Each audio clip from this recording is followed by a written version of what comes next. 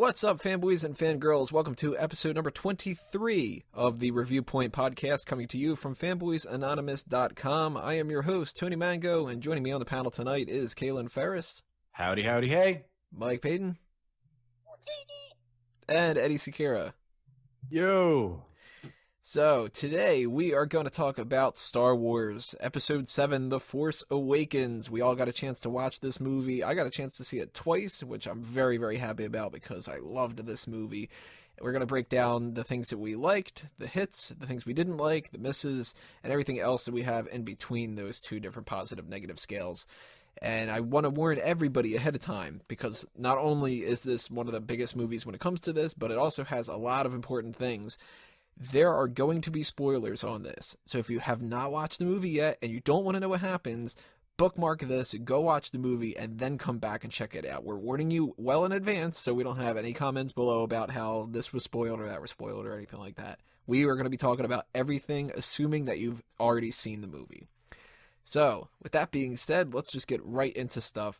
What was your first impression walking out of the movie theater after you saw this? Paden, I'm going to start off with you. I was happy that I got the Star Wars movie that I was waiting for.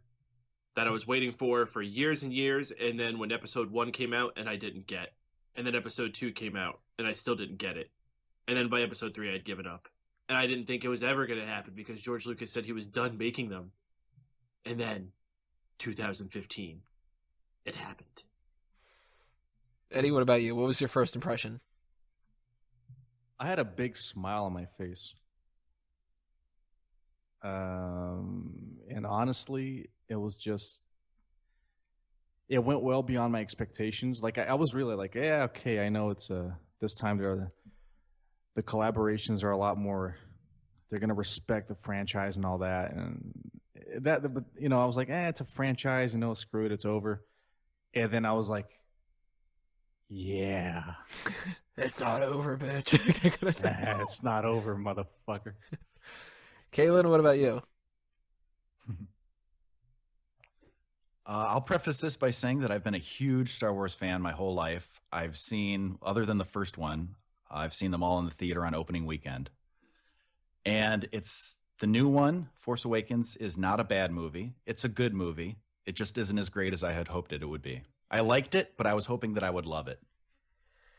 See, I'm going to say flat out, I loved this movie, and there are problems that I had with it. I'm going to nitpick some things here and there, and some people are going to go, oh, what the fuck, why are you even complaining about that? But, you know, not every movie's perfect, and I really can't even think of a single movie that's perfect. But at the same time, when I left this movie, I felt incredibly happy about it. There are movies that have happened over the past couple of years that I like, but I still have like a sour kind of note about. Like Dark Knight Rises is one of those that when I went into that movie, I was thinking that this was going to be just mind-bogglingly amazing. And at the end, I was going, you know what? Let me think about this a little bit, and let me try to justify a couple problems. And I did the same thing with Avengers, and I did the same thing with Age of Ultron, and I've done it with every kind of movie that I'm really into. Spectre, Skyfall, you know, whatever. This one, the biggest problems that I had in it are movie problems as opposed to Star Wars problems. And I think that that's one of the biggest separations between how this is good versus what I like about the prequels and what I don't like about the prequels and stuff. Do you guys agree that if there are the problems when it comes to this, they're more so like directing choices and something with the script a little bit, but not as much like you're shitting all over the canon and whatnot? Yes.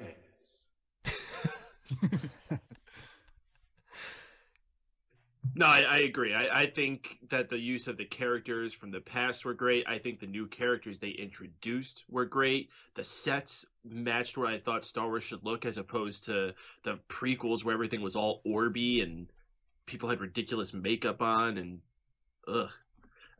everything just matched what I expected Star Wars to be. If there were any flaws, I could see it being more technical or maybe even directional things. But certainly not the story or anything like that. That felt Star Wars 100%. I'm going to throw something out there. I want to see if everybody, where they stand on this. Is it too similar to A New Hope? That's exactly my biggest criticism.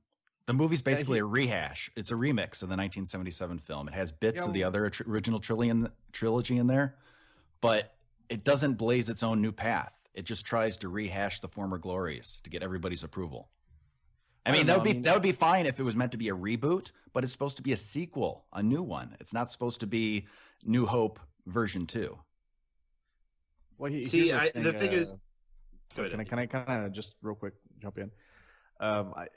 I think the stereotypes of the underdog heroes come out and save the day, I think that's forever going to exist in the Star Wars universe. And one of the reasons that people hated the whole the prequel story so much is because maybe that was kind of missing.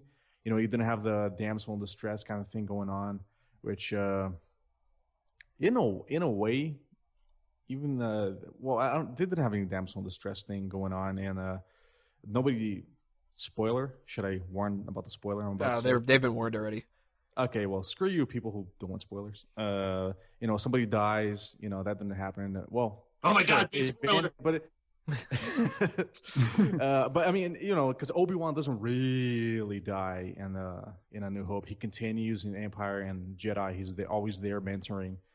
But there are certain nuances that make it felt to me completely different for some reason. I know it's the same, but different, but still same. So Eddie kind of hit the point that I was going for here, and that is that it's not so much that it copied A New Hope, is that they both followed very typical story conventions. These were all very paint by numbers. There's heroes caught in peril. They have to fight themselves out of it. They win in the end, but the battle is not completely won. That's what we had in both stories, and that's why it feels so similar. But there are so many things that are done vastly different. Most importantly, it feels like a movie that was done in a different age.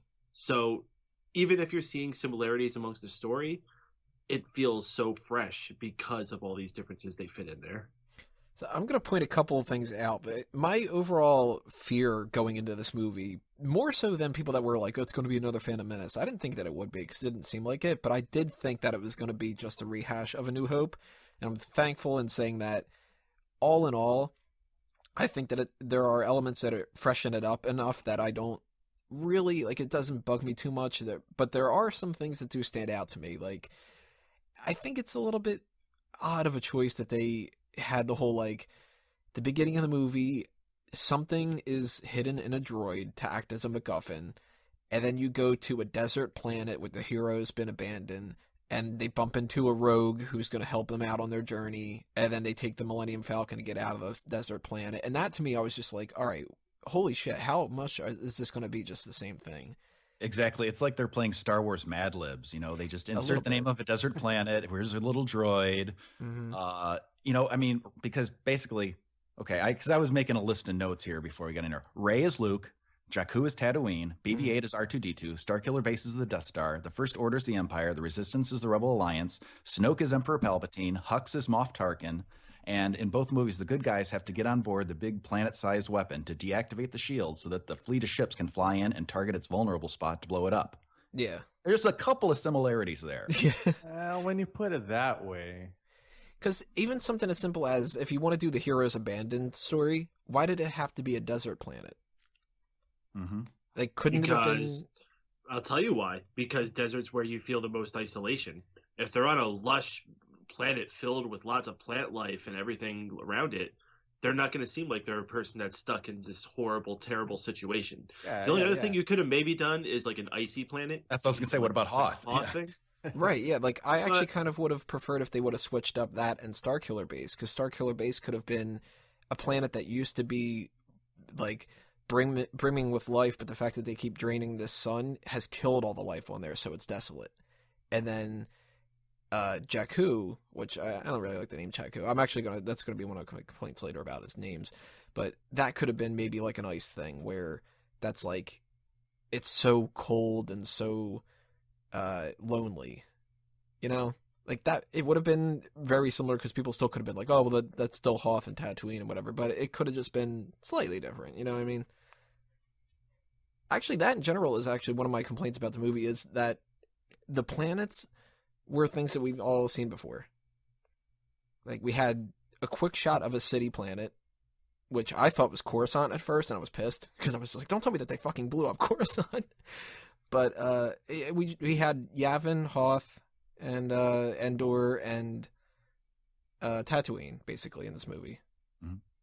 No, like, maybe we could have seen a planet where it's, like, constant electrical storms, or, I don't know, a planet where, like, with, episode 3, we had, like, crazy amounts of different types of planets. The sinkhole planet, and the planet with a whole bunch of giant mushrooms that are probably, like, amazing if you take them. But And Mustafar. I like yeah, that one. Mustafar was different or whatever. Like, I would have liked to see some kind of originality when it came to that. I know they're going for more of, like, practical, but holy crap, like, don't make it too practical. Make it so it's, like, a little bit different, you know? See, I didn't really care that it had to be different. It just had to look and feel good and real. That's all it had to do. And it was very effective in that sense. I thought every place that they filmed was effective for where they were in. When they were doing the whole chase scene with Rey and Finn and BB-8, the backdrop of that desert was fantastic. And I'll tell you, the most beautiful scene throughout the entire thing was at the end when they went to that island in the foresty area and they found Luke hanging out up there. That was, like, incredibly refreshing when you saw that at the end. It was beautiful. Michael Skellig Island, I think it is. I think that's the name of the royal island. Something Skellig. Yeah, it's in Ireland. I don't need to know. It's a fucking random island on a strange planet that Luke Skywalker is on. Don't tell me what fucking planet it is on planet Earth. Like, fucking... Well, see, here's a question I wanted to ask people. I've got a list of different things that I'm, like, confused about different parts and stuff. We're going to get to that a little bit later, but here's one that's not on that list. Do you guys know the names of some of these planets? Because they didn't say in the movie. Like, we got Jakku. The planets, if they did tell me. They're all ridiculous. Yeah, we know Jakku. But other than Jakku, like, they said something about the Lenium system, I think? Yeah, isn't that where the rebel base or whatever was? I think so. And then they said, like, the Osnian system. I think that's the one that blew up. Maybe Osnian, Osbornian, whatever it was. But, like, Starkiller Base, I didn't catch where that was. I didn't catch where, they didn't say, obviously they didn't say where Luke was, but, like, I don't know if there's anything from, like, the new version of the expanded universe that maybe explains some of the stuff or whatever. I don't know, but if anybody does know, leave a comment below and tell us. Yeah, I don't know if it was said in there. I just looked it up. Maz Kanata's castle was on Takodana, which I don't remember them saying. Takodana? It sounds like Taco. Yeah, Takodana. Yeah, I don't remember them saying that. I do love something that I read on Reddit. I can't remember who said it, so I can't give you credit. I'm sorry about that. But they brought up a great point. They were like, can we all agree that we're going to call that watering hole Maz Eisley Cantina? Yep, exactly. That was another thing. I mean, there's that other scene where, you know, Han Solo walks in and then basically, you know, the record scratches and everybody stops and looks at him. You know, we've seen that before. Yeah, and it would make sense that it would happen again because Han Solo carries that kind of reputation. No. Take it or leave it. Han Solo's a badass, and every time he walks into, you know, a fucking, I don't care. Like, anytime he walks in anywhere. I don't give a shit. Anywhere he goes into, it's just like. It'd be great if, like, he walked into that big Senate chamber from the prequels and everybody in that whole thing just stops. You just hear whoosh. That's like 32,000 people turn around.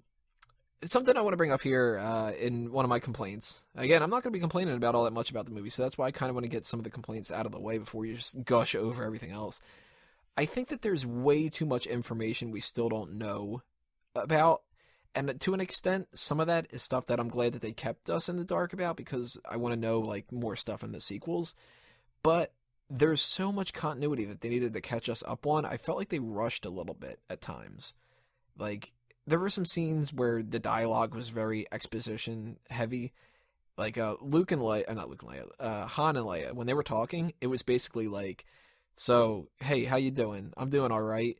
Blah, blah, blah, blah, blah, blah, blah, blah, blah. And all the rest of that was all just like, we need to catch these people up because we're three quarters of the way through the movie. That was the only part of the dialogue where I thought, man, shouldn't have rushed that. First of all, it's not realistic, even in a galaxy far, far away, for, you know, an ex-husband, ex-wife, whatever, to meet up and then casually start talking about that stuff. It was so casual. It was like, what the fuck? Well, like And we then didn't even know normally that they she was had pissed kids. off at him. She didn't. Yeah. Let alone that they had a kid. He grew up. He turned to the dark side because of Snoke. Who the hell is Snoke? Like it was just like you're hitting us with a lot of information here, and we're not getting filled in on a lot of that. So did that bug but then you, again, Paden? like, okay, here's another parallel with A New Hope. When Obi-Wan starts talking about Anakin Skywalker, oh, he was a good pilot and a good friend, and he was murdered by Darth Vader, who was seduced by the dark side of the Force. And it's like, whoa. Yeah, but I also kind of think with A New Hope, it's different because that was the first one. Yeah. Yeah, but they also teased that, and they didn't deliver on that until into Empire Strikes Back. Mm-hmm. That's why I'm hoping there's a lot more clever like that. Yeah, I'm exactly. hoping the It's problems that came about from this are things that they build on. I don't want this to be a situation where now that they have like the books and the TV shows and the video games even are canon, I really hope that they don't go with, well, we explained that in this book. Why didn't you read it? Oh, I'm not going to read all the fucking books, you know? Yeah, no, yeah, it's fine. I think they're going to build upon that stuff for episode 8, which apparently is written already. And what's the actress name that played Rey? I forgot. Daisy Ridley. Daisy. Oops. Okay, sorry. Daisy Ridley apparently said the new script is awesome. Episode 8 is awesome. Yeah, they're filming it now. Yeah, I know. I mean, it's cool that they It's enjoy got to be out it. in 2 years. They better be filming it. Mm-hmm. Yeah. Is it 2018, 2017? When is it? 2017, but it's in the summer.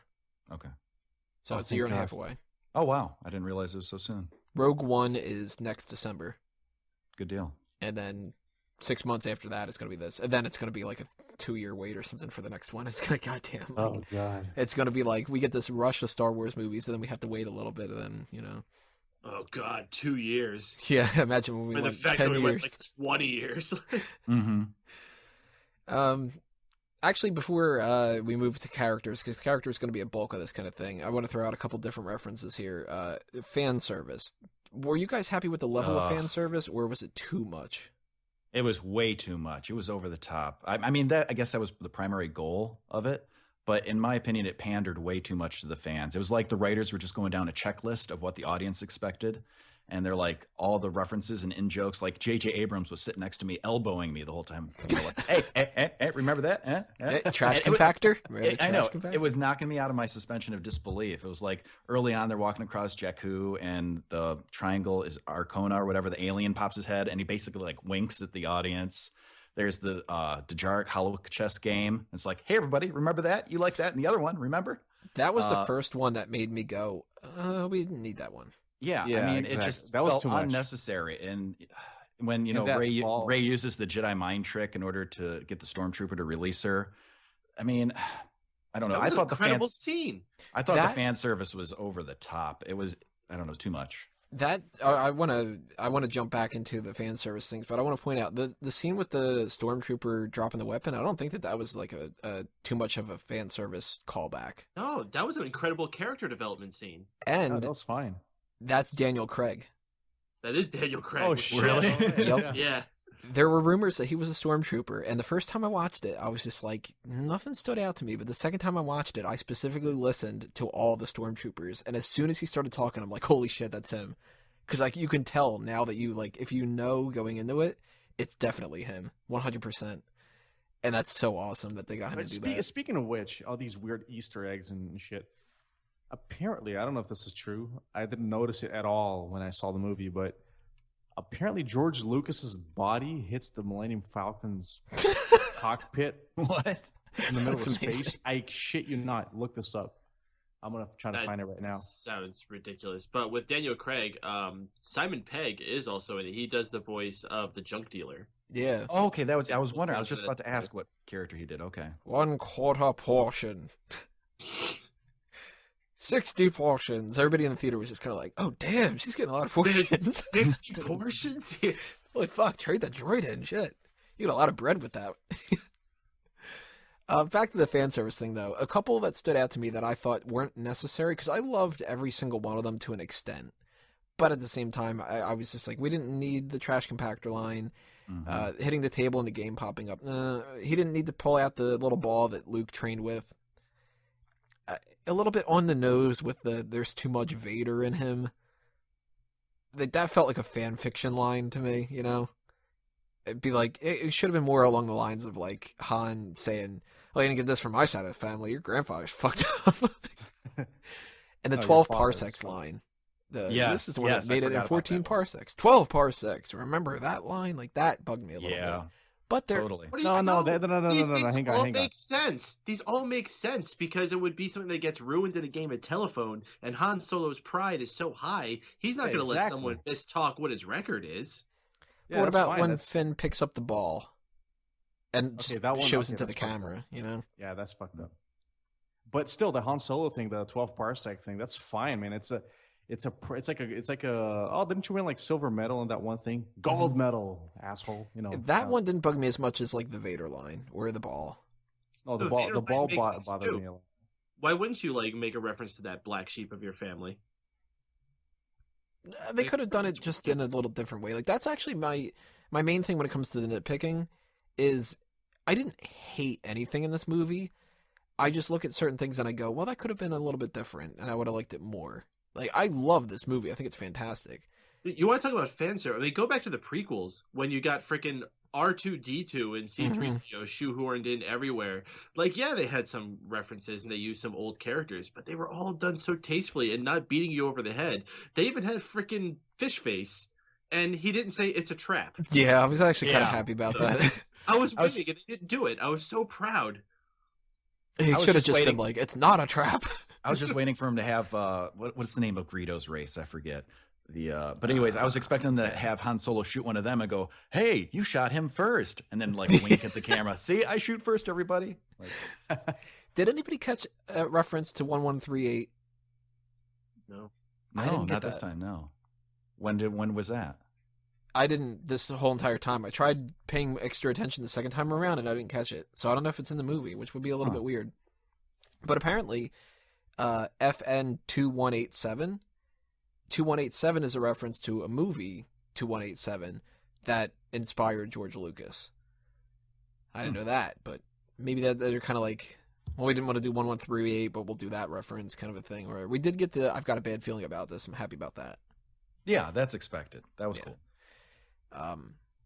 So let's bounce around here. Let's talk about some of the characters. And I just brought them up here. FN 2187, Finn. I gotta say, my favorite character of the bunch, including the older characters brought back. Finn is awesome. I like this a lot because we hadn't seen a character coming from that side quite that way and doing what he did. His character development, I thought, was great. You know, we saw the conflict in him. We learned a little bit about his backstory, about how he was kidnapped as a child and trained to be part of the First Order.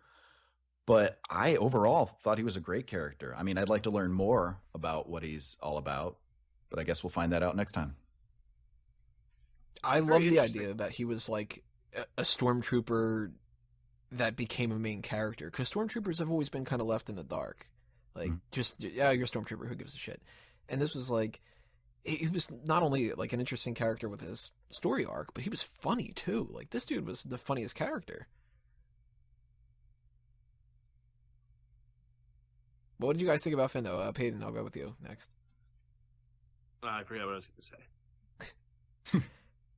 Story arc, humor, FN 2187, Stormtrooper. Any of those bounce around? He was black. He was. Right? Yes, he was. That's what everyone's all happy about, right? Good old Finn Calrissian. I'll tell you what the best part is when they're about to go into the shield reactor or whatever, and then he goes like, "So," Han's like, "So, you know how to do this?" No idea. What? The galaxy's counting on us. Like, no, it's okay. We'll use the Force. That's not how the Force works. What was your job here? That was Sanitation. hilarious, man. And just the idea that the stormtroopers have positions like that.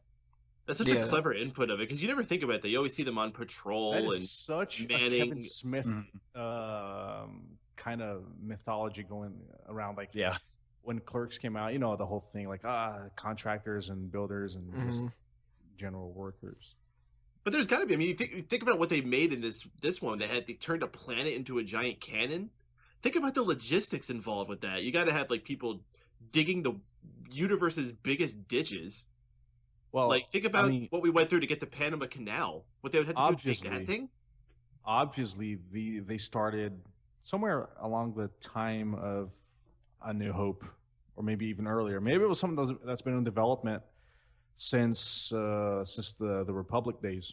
Maybe it was going to be a weapon for the Republic. How exactly does that tie into the First Order? Like, it's not really clear how related those are. No, maybe they just got it. Like, okay, this weapon's decommissioned. Let's finish it, or something like that. You mean the construction at Starkiller? Yeah.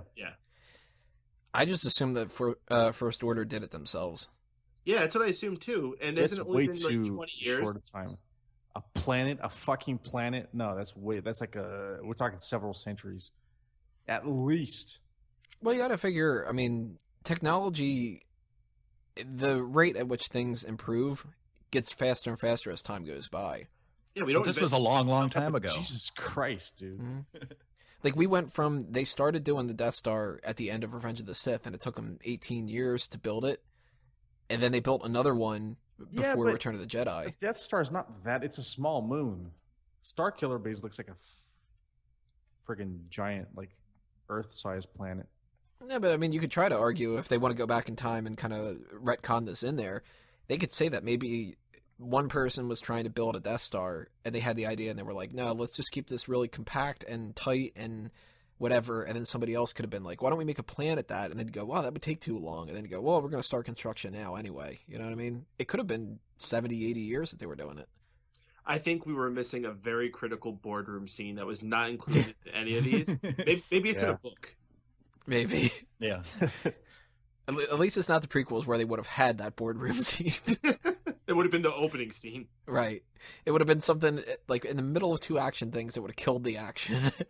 Speaking of missing scenes, now, like I said, I've only seen this once, so perhaps this part went over my head. But both sides are desperate to find Luke. But there doesn't seem to be any urgent reason why. What is the big reason why they want to find Luke? He's Luke F. and Skywalker. Yeah, but he's the final remaining Jedi, and the First Order wants to find him so that they could wipe out the last of the Jedi, and probably their ego because he's the dude that killed the Emperor, essentially. And the Resistance wants to find him because he's still basically the chosen one. He's still the one that can bring balance to the Force and lead them to victory and everything like that. That makes sense. It just didn't seem like that they explicitly made that clear. Let me say something. Let me say something. That here's the thing as to why I'm not even gonna dispute anyone's point of view. It's just that, thank God, I had a heavy week. It was a lot of stuff going on. I'm just exhausted. I turned off my brain when I sat down to watch this movie, and I enjoyed it for what it was. I just I swallowed it all the bullshit, everything. If there's any bullshit at all, I didn't even notice. It was great. I loved it. I wonder if I would have had the same opinion if I downloaded it with a cheap, like pirate camera dude. Yeah, that's ridiculous. I don't know why people would do that with Russian subtitles. If you've already seen it, it's a different story. If that's the first time you're seeing it, don't do that. Come on. Yeah, exactly. If you know it's a below average movie, yeah, okay, go. I don't give a shit. But Star Wars Fantastic deserves... Four, don't go. Yeah, exactly. No, not even. Don't waste your bandwidth with Fantastic Four. I'm going to throw a random question from my future list that I was going to talk about now because we're talking about it. Why isn't Leia a Jedi? Because she doesn't have Force powers. She chose to have kids. Totally does. She does. They actually establish it, yeah, because she feels Luke's presence in Empire. Yeah, and then she rescues Luke. Okay, so she has minor Force powers, but she's not like Force pushing things. She's not even wielding a lightsaber. She's not really getting into the action. She's just like a background leader. Yeah, I don't know why she didn't train. I mean, it only took Rey like 5 minutes to learn how to use the Force. Well, no, he had the natural ability.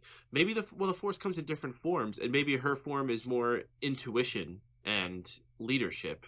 and that's why she's taking the role she has. Here's the thing. I thought, well, first of all, yeah, she had kids and stuff like that. And with the Force, apparently you need some sort of concentration where you set everything aside, clear your mind, and focus on what's, only being clear-minded and all that. And Leia, she's a leader, a general, a mother, and so forth. So I guess she never honed the skills. See, that's something I hope that we build on in Episode 8. I'd like to see some conversation with Luke and Leia where he says, like, you don't understand, you didn't train, and she would have been like, I don't know, maybe she says something like, well, you're the Jedi in the family, I'm the one that has to deal with the Republic shit.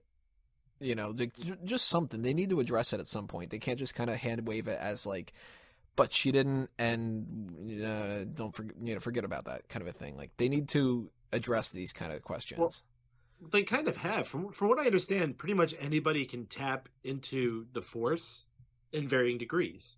Just because she has any Force ability doesn't mean she could just go and be a Jedi. Speaking of the Force and having abilities, can we all agree that thank God there was no mention of midi-chlorians in the whole movie? They said that was one of the first things they released when they were producing it, that they were abandoning anything like that. They're canon, so technically they're still real, but they're just going to focus less on that, and they're going to focus more on like it surrounds us and binds us, and it's mystical energy. Well, here's how I would put it. It's basically that was further back in history, and maybe they just didn't have as good of an understanding of it. Think of it being equated to sort of like how we used to think the world was flat, and then as our science got better, we were like, oh no, it's round. That's true. They could always say something like that. They just, what by episode 8, they revelation, dude. The world's fucking round. Yeah, I don't know what they're teaching you down there in Brazil. Teach. What is this teach? So let's go back to Finn a little bit. Finn went from a stormtrooper who, on his first battle, decided that he didn't want to be the type of person that they wanted him to be, and he ends up being a good guy and whatever. And he says a line in there about they sort of reference the fact that he was stolen from a family. He wasn't like a clone where he was born into the Empire, but he was stolen as a kid and brainwashed. That brings up two different questions that I've got. Actually, it brings up more than two, but I'll bring to more of them a little bit later. One of them, who are Finn's parents? Are they going to just be regular people? Like, they're just, if we find out that Finn is actually named, like, I don't know, there was that name Coast Dashit that was going around. Let's be like, just give him that fucking name, just Coast Dashit. And he was born from Mary and Jim Dashit. Are they just going to be like two random ass people, or are they going to be people like Lando, or maybe a direct descendant from Mace Windu, or maybe somebody from the prequels that we've seen just in the background, like some random ass character, or do you think it's going to be somebody important and that's why they're going to build to it, or are they just going to be regular people? Because I'm leaning towards just regular people. Tony, you are such a racist. You think the only people he could be related to is Lando or Mace Windu? What if he's like a distant relative of that one thing with the really, really long neck? That's what I'm saying. Yeah, you never know. Yeah. He does pop out of that stormtrooper helmet pretty good. But like, I would lean more towards it just being a random character. But there's actually, for anybody who doesn't follow Star Wars Rebels, there's a little kid around the age of when Rebels is taking place, which I think is 5 years before A New Hope. And yeah, I'm going to point it out. He's a black kid.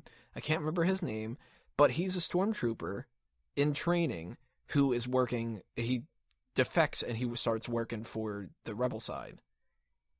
I don't remember that kid's name, and I don't know if they're planning it, but he would be right around the age where by the time that, this 30-year gap happens and stuff like that, he could totally be Finn's dad if they wanted to bring it, a connection like that in there. So they could do stuff like that, but would you guys like to see something important like that, or do you kind of just go, well, he was born from two people and it doesn't really matter? See, now here's the thing. They didn't really make a big thing about his parents. I think it's better if they just stay nobody. The more air of mystery around parents is with Rey's parents. So that's the one you got to have a more important reveal for. I'm going to hold off on talk about Rey's parents for right now. That's going to be a big topic. I want to get back to that, but if, we're going to talk a lot about that one. The other question I have though with Finn though, since he broke the conditioning of their programming, is he Force sensitive? He also fought with a lightsaber. And he fought pretty damn well with that lightsaber, too. That's what I was thinking too. I mean, if he is Force sensitive, then I'm more accepting to him wielding the lightsaber so well. I understand that he's a stormtrooper and he was trained to battle, but that's not just a regular sword. It's not just, any regular weapon. That is a lightsaber. And he was holding his own with Kylo Ren for a while. Now, Kylo Ren was injured, which it's actually a little problem that I have with the movie. They gave us another excuse to not have a ridiculous lightsaber fight, but I'll let it slide because it was still fun. But he was injured, so you got a little bit of an explanation of why maybe he could. But I don't know. I'm starting to think maybe he has a little bit in him. Nah, I think Little it was bit mostly what? just the Force. Yeah, a little bit of Force I sensitivity. don't know. I think it was mostly like, I'm a man and I'm just as good as you are with a blade because I can do it and all that shit. And I don't think it has anything to do with the Force. Rey, on the other hand, well, let's talk about that later. Yeah. How cool was it, though, the stormtrooper fighting with that weapon? Yeah, that was cool. It actually felt a little out of place in Star Wars. It felt more like something that would have been out of that Warcraft movie I saw a trailer for. Oh, I have no interest in that movie at all. You guys, come on. Really? I'll go see it. The problem is it's like 5 years too late, but... No, I'd rather it be now than have Than like ever. effects that are not as good. Yeah, that's true. I still won't be seeing it either way. But the orcs are whatever. Fuck you. Just because he got big ass teeth doesn't mean I give a shit. I'm disappointed. If we're just touching trailers here, I'm disappointed that Batman vs Superman was the same damn trailer that we saw online all this time. Actually, I didn't get that in front of either of mine. Neither did Really? Yeah. Huh.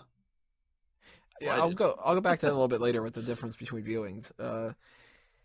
So let's talk about Rey here. Rey is the main character. I mean, Finn's kind of the driving force in the movie, but she is our go-to person from the future now. And there was a lot of people that were kind of like iffy. I mean, a lot of people were complaining about like you're whitewashing Star Wars, and there's stupid people doing everything. But some people were complaining that they were like, well, how's a woman going to hold her own or whatever, ignoring the fact that why not?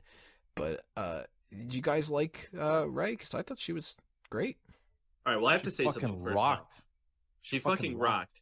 She absolutely did. Here's the thing about what's her name, Daisy Ridley. Daisy Ridley. Just like Mark Hamill when he played Luke Skywalker, she was a fucking nobody before she did this role. She did basically nothing. She did like some TV, a couple music videos. That's all that was on her resume. She just won the casting calls that they did and got this role.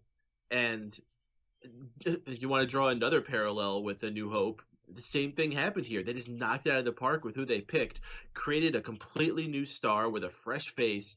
And that's one of the things that I think helped make that Luke Skywalker character feel so organic, is that it wasn't a face that I saw. So it didn't feel like, oh, well, there's Robin Williams or whoever played it. Well, I'm just saying in general. Look at me with the lightsaber.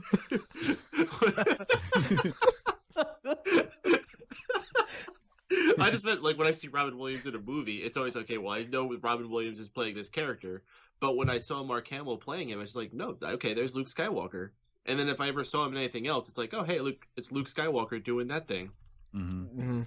Totally. The actor tried to break away from that by not doing any sci-fi after Star Wars for a while. He did some plays in Broadway and stuff. Well, I think he got away from that by messing up his face and never really getting work in Hollywood again. Yeah, pretty much. And being typecast. I like Daisy Ridley. I like when they, for these films, cast people who I'm not already familiar with. Like, I don't watch the show Girls, but I know that Kylo Ren, what is his name? Adam Driver. Adam Driver, yeah. I know he's on that show, but I've never seen it, so I don't have any preconceived notions about what he's all about. So I thought that was good. I hope in that show he goes, "What girl?" Daisy Ridley, I thought, did a good job as Rey. One casting decision, though, that I wish they would have changed was one of the Resistance fighters was Matt Parkman from Heroes. Yeah, I was like, hey, it's Matt Parkman. Greg, whatever, yeah. Oh, he was just Snap something. He's just like the new Wedge merged with Porkins. No, but his face is like, we all know who he is, so it kind of spoils the whole. He can read people's minds. Yeah. See, I like that, and I like that they had the guy from X-Men: The Last Stand and a bunch of other movies. I can't remember his name right now. Who was one of the people working in the war room. I think he was in Rush Hour 2, or maybe Rush Hour 1. God, the guy's just his name's escaping me. I don't know. But I'm really not done talking about Rey. Oh, yeah, definitely not. No. I want to talk more about Rey because this character was freaking awesome. I'm seeing a lot of people heralding her as this great feminist character, and that's great. I'm happy people see that. And a lot of people are also, of course, on the other side complaining that it's over the top. And I'm thinking I'm going into this with an objective view on that. I don't think it was. I think it was subtle. There was that one line where she was like, "You don't need to hold my hand while we're running," or "I know how to run without you holding my hand," whatever it was. Right. Yeah, I think it was. I can know how to run without you holding my hand. That's cool. I'm fine with that. You know, there's a lot of sassy girls I know that say stuff like that, so that's fine.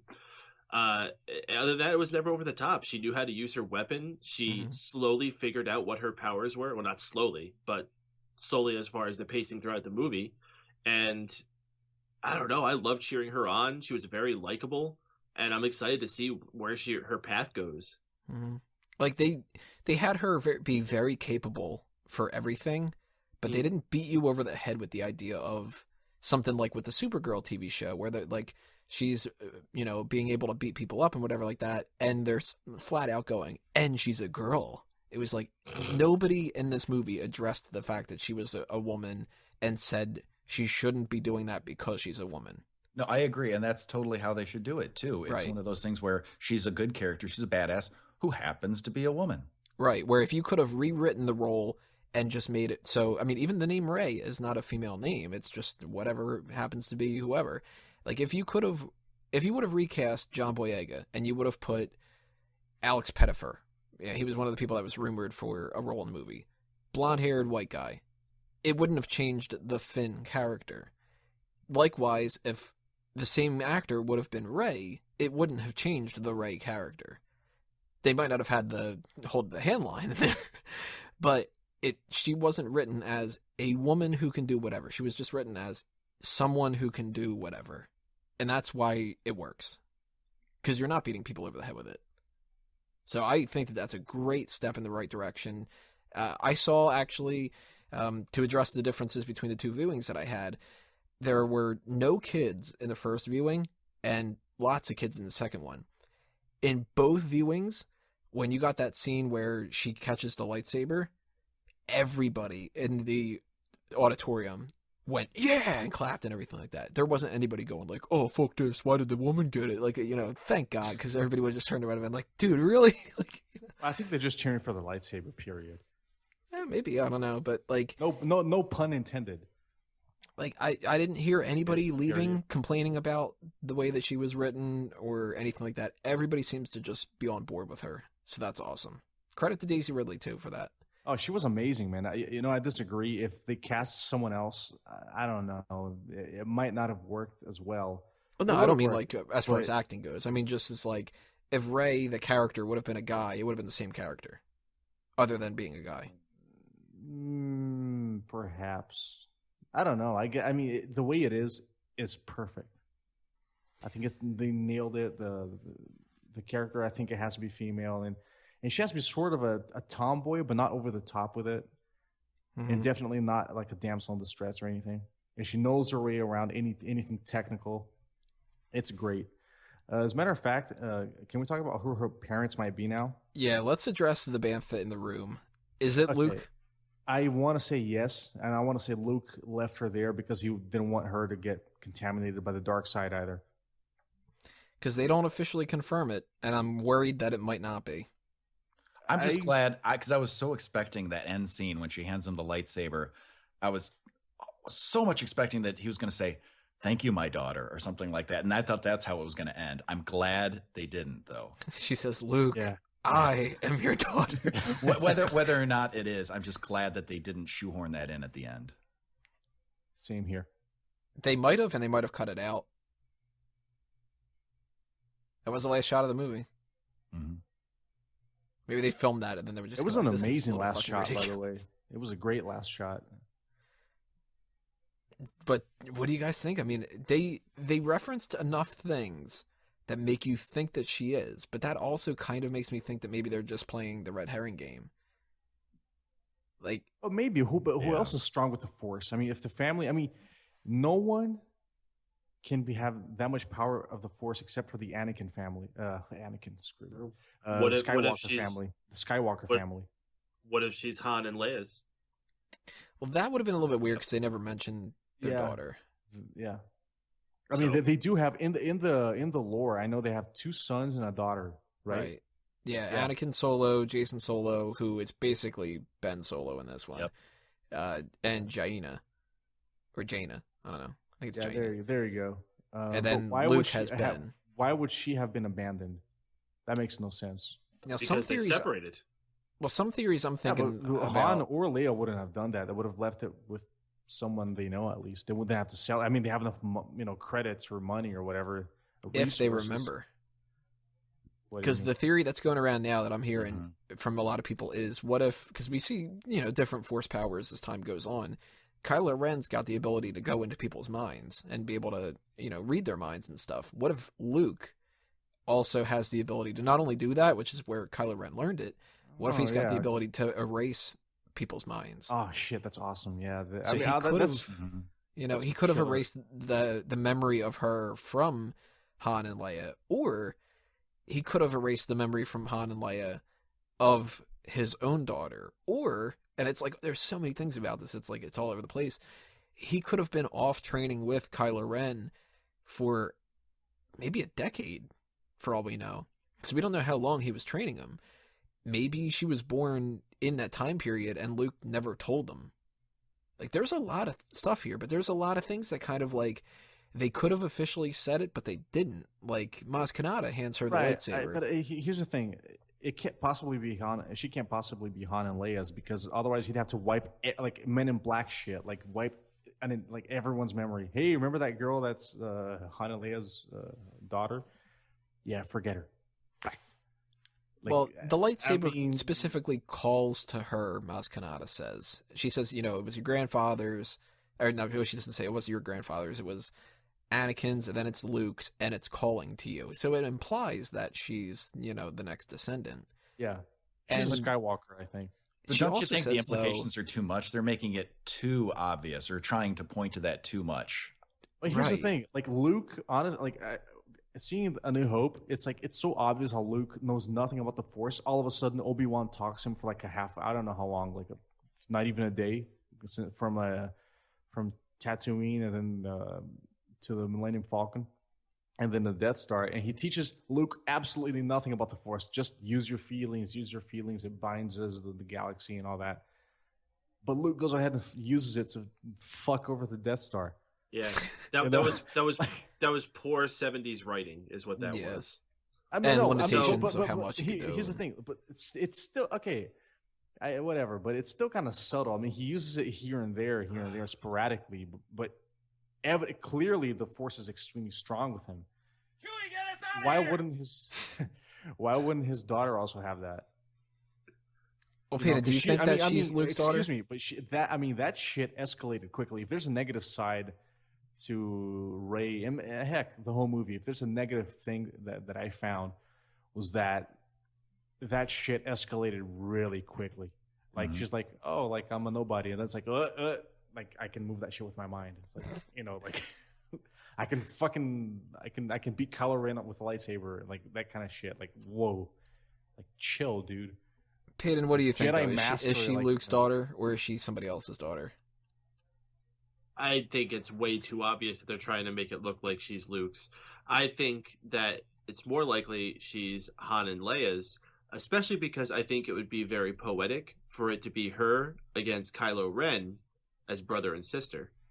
And that could either work where, one of them has to destroy the other, or maybe she is able to turn him back to the light side. I mean, if they really are copying the trilogy, that's pretty much what they would do, right? At the very end. Here's Well, a I'm lot- really Kylo Ren hoping picks up that we Snoke. don't get.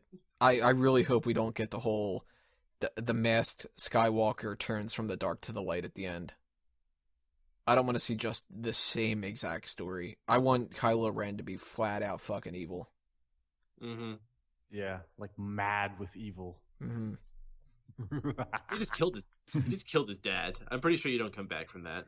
And not only did he kill his son dad, of a he killed bitch. Han Solo. Son of a Like, bitch. everybody's kind of like, oh man, Han died. Like, But they telegraphed that 100 different ways in the Oh, movie they did. before there. Yeah. I mean, yeah. I mean, even before the movie came out, it was like, all right, well, is Han going to die? Is Chewie going to die? Or are both of them going to No, die? Right, the only reason yep. I think Han died is because I think Harrison Ford was like, well, all right, but I'm only doing one movie. It's a possibility. He did want to looked die like multiple shit. times before. I guess. But what did you guys think about Han and Chewie for the most part? You know, he came off as Han Solo to me, not Harrison Ford. mhm. I liked him. Hey, It was he came great out to as- see him back. he was goofy old man's Han Solo. Mhm. Like it was perfect. My favorite line, probably to illustrate that, was when he says, which the dialogue in the scene is ridiculous. It's kind of like stupid in a lot of ways, but the whole, you sold this or whatever to Conja Club. I didn't talk to Conja Club. Told that to Conja Club, and I'm like, how many times are we going to say Conja Club? Mhm. But the best part about that, though, which was the Han Solo moment for me, was when he says, "Have I ever let you down?" And he goes, "Yeah, twice." And he goes, "What was the second time?" that couple seconds of like, all right, well, I remember one. But there was that, and then the line about women always learn the truth. Yeah. You know, that Oh was good. yeah. Like, Typical this was Han. Han Solo, fucking Han Solo. Oh, yeah. You know? Yeah, I read in another review that it didn't feel like it was just Harrison Ford as, Han Solo. It was Han Solo. Like he really played the character again. He did not forget how to play the character. And that I was kind of totally can't obvious. say the same for Carrie Fisher. Yeah, but She was on screen for it felt like, what, 2 minutes total? Not that Okay, much, but she, I don't know. And then when it she was there, it just seemed her performance was kind of flat to me. it's like she didn't want to be there. Yeah, but Yeah. How is that any different from her performance before? That's That's true. exactly what. Did you know what was different? She didn't have coke. Or she had less of it. Yeah, So, she had to I lose that skew her a weight little. somehow, right? She looked better though than I thought that she was going to look. Like, she complained about having to lose weight. She did a good enough job. no, she was fine. I mean, she did what she had to do, but she was very secondary in this one. I think we're going to see a lot more of her on episode 8. Hopefully. I don't know. But- They basically skipped what they did before. They basically relegated it to her role was in Return of the Jedi, and I think that's just where she's going to stay. I think we're going to see more of her, but I also think we're going to see roughly the same amount depending on whether or not Lando comes back. That was one of my big, like, back. kind of moments, was that there wasn't any reference to Lando. And I was like, well, Billy D said that he's interested in coming back. And maybe they just didn't have a spot for him in this movie. So maybe Lando is going to come back to kind of fill in that Han Solo part a little bit. Kind of like, I feel like they slotted Rey into though. well, not so much like piloting the Millennium Falcon, but as like another one of the legacy characters.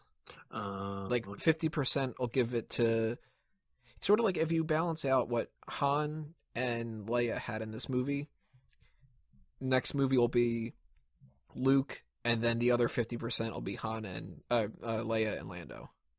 Because Luke will be obviously much, much bigger. I mean, he didn't say one goddamn word in this whole movie. Hey, you know what? There's this theory that states that the protagonist of Star Wars is Han Solo. Of the whole story. Yeah, it couldn't be the whole And story. the- The whole story, Yeah. if not anybody, even it's the first R2D2. movies. Well, A New Hope, at least. A New Hope. No, A New Hope. A New Hope. Right, A New Hope. He and I do hope. it's always bothered me. It's always bothered me because what? Just go. Oh, did I miss something? No, I can see the argument because he's the one who has the big character arc of like changing from bad guy to good guy kind of a thing. But Luke does too. I mean, I think it's clearly Luke. No, but not only that, and it's not just that. It's like when I saw Luke on screen, it becomes absolutely obvious who the absolute center of the entire episode 1, 2, 3, 4, 5, 6, 7, 8, 9, 10, whatever. it's obvious that the absolute point of reference is always going to be Luke. Because I really felt like that was the strongest emotional point to me when I saw Luke take off his hood. Mm-hmm. He looks awesome too. Everybody agree? Disagree? Fucking ruled, yeah. Oh yeah. Oh, How much hell do you yeah. think Luke made for his appearance in this film? $20.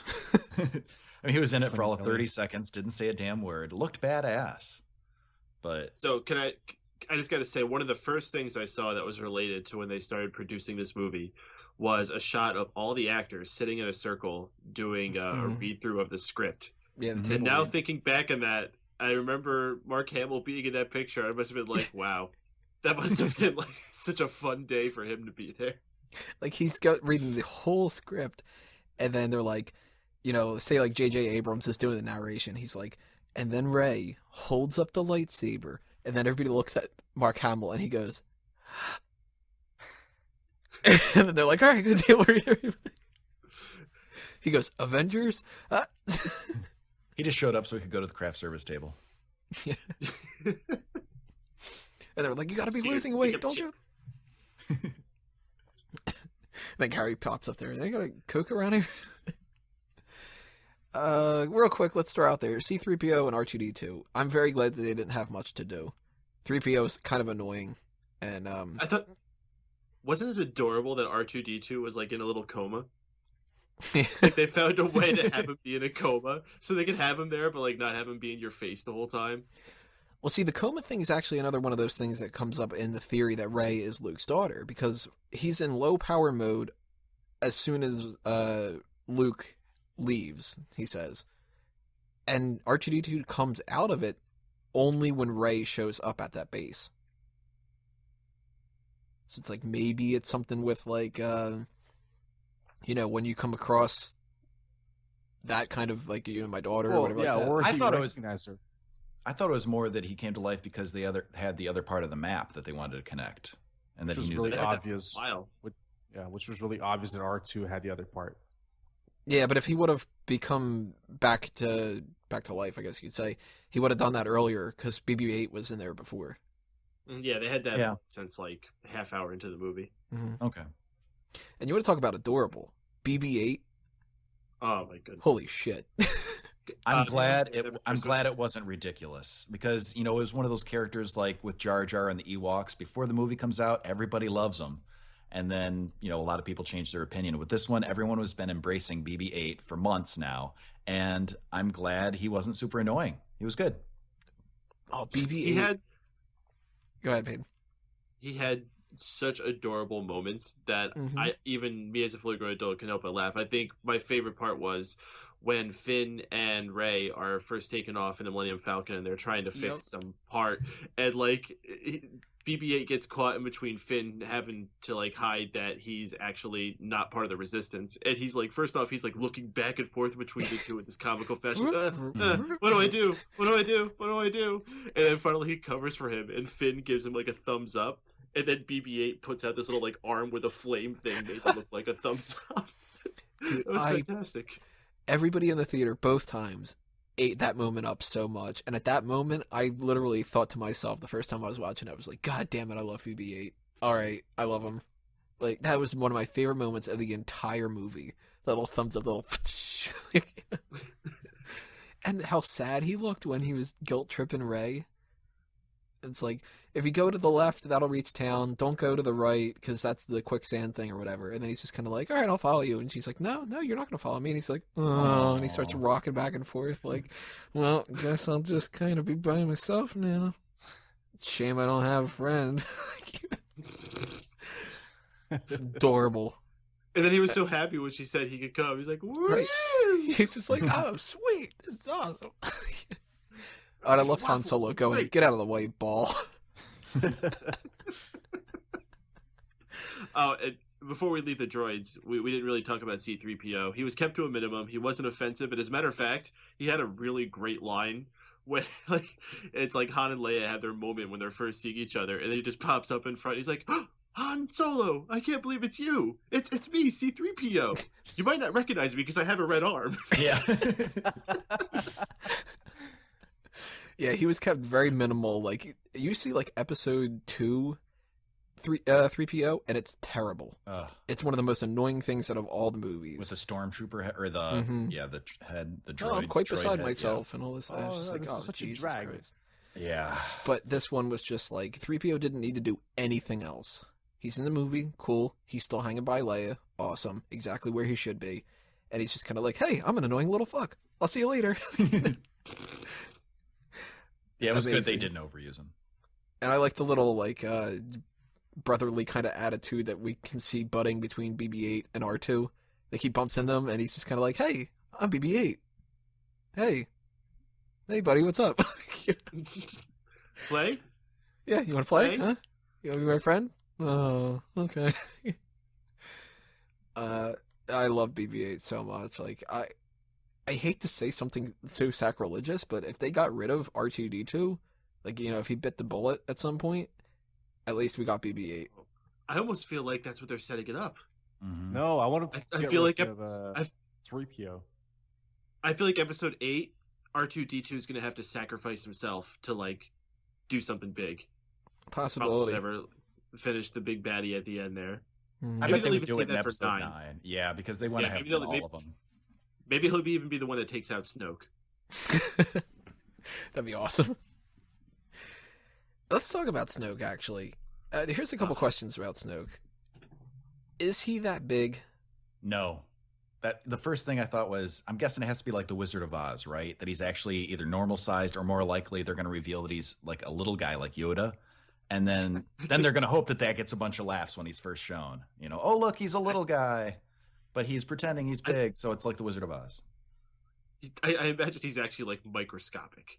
That could be too, yeah. Not microscopic, but, like, elf on a shelf sized, at least. Because it was so huge, and they don't have like giants like that they've shown really. So as soon as I saw that he was actually a holographic projection, then I started thinking, what does he really look like? Or, you know, his scale anyway.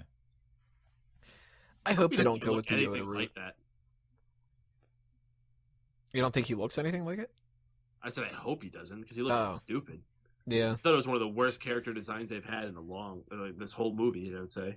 See, Snoke is one of my biggest problems with this movie. Actually, one of my biggest problems in general. I don't love the villains. Snoke is just Palpatine. No, he sucks. Palpatine is way... Well, that's the better way to put it. Is he's a shittier Palpatine. Like, he's the quote-unquote mysterious, although he doesn't seem all that mysterious, guy in the background who's working manipulation from the dark side and has deformities. Now, in defense of Snoke, this is the first that we're seeing him in this movie. And I'm sure we'll see more and we'll find out more. We saw such a little bit. Like, imagine if you're basing what you know about the Emperor just on Empire Strikes Back and going back to the original one before they replaced him. I mean, He was I don't creepy. think...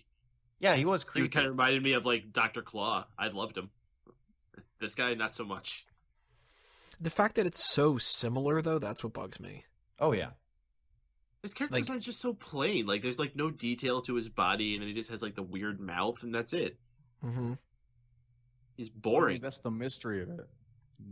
Don't reveal too much about him. Don't say anything about him. It's just, hey, he's the big evil dude. What's behind it? I mean, when Empire came out and you first saw Palpatine, that big giant head, and Vader's looking up, it was like, I guess people were asking the same questions. They're like, what's up those chimp eyes? Is he Darth Plagueis? A lot of theories I hadn't about that. considered that. I don't know. A lot of I never theories thought about that. either. I think we need to see him with his powers, because just seeing him sitting there on the throne, he's just boring. So maybe if they can really do, because, man, Kylo Ren had some of the most awesome Jedi powers we've seen anybody have.